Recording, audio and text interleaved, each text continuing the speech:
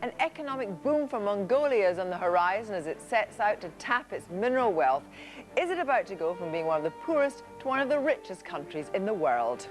Mongolia is now in a perfect position to exploit its untapped mineral wealth.